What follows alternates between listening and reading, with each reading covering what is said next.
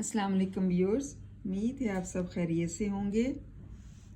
आज का हमारा उन्वान नज़म पुराना कोट है और इसके शायर सैयद मोहम्मद जाफरी हैं। उनकी तारीख़ पैदाइश 1905 से लेकर 1976 तक है। आइए शेर नंबर 2 की तशरीह करते हैं हवाले के साथ। शायर जो हैं हवाले में ये हैं कि सैयद ज़मीर जाफरी हैं।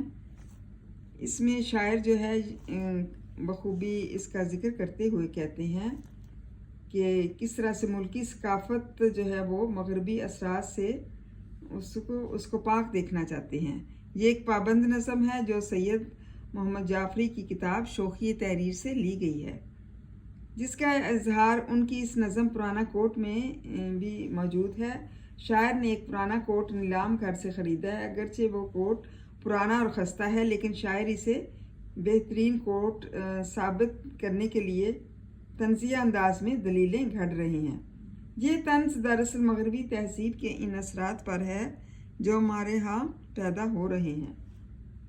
इस शेर में शायर इसका बखूबी इसका इजहार करता है कि ये कोट दरअसल बिना ही नीलाम की दुकान के लिए था, यानी ऐसा कोट बड़ी और महंगी दुकानों के लिए नहीं बना, इसलिए इसे नीलाम की दुकानों पर बड़ी मेहनत और कोशिश से ढूंढना पड़ता है। वो अपने अक्लमंद दोस्तों को दावतें आम देते हैं कि वो आएं और ऐसा नादिर कोट ढूंढ कर दिखाएं, मतलब ऐसा नायाब तोहफा जो है वो ढूंढ कर दिखाएं, क्योंकि ऐसा कोट जो है वो पुरानी जो दुकानें होती हैं वहाँ ही दस्तयाब होता है। गोया ये भी कोट की तारीफ का एक अंदाज है कि ऐसा नायाब कोट है कि जो ढूंढने से भी नहीं मिल सकता। इन अशार में दूसरे शेर का दूसरे मिसरे में सनते तज़मीन का इस्तेमाल किया जा रहा है, यानी किसी और शायर का मिसरा यहाँ लगाया गया है। ये गालिब के एक शेर का मिसरा है जो दर्ज झैल है।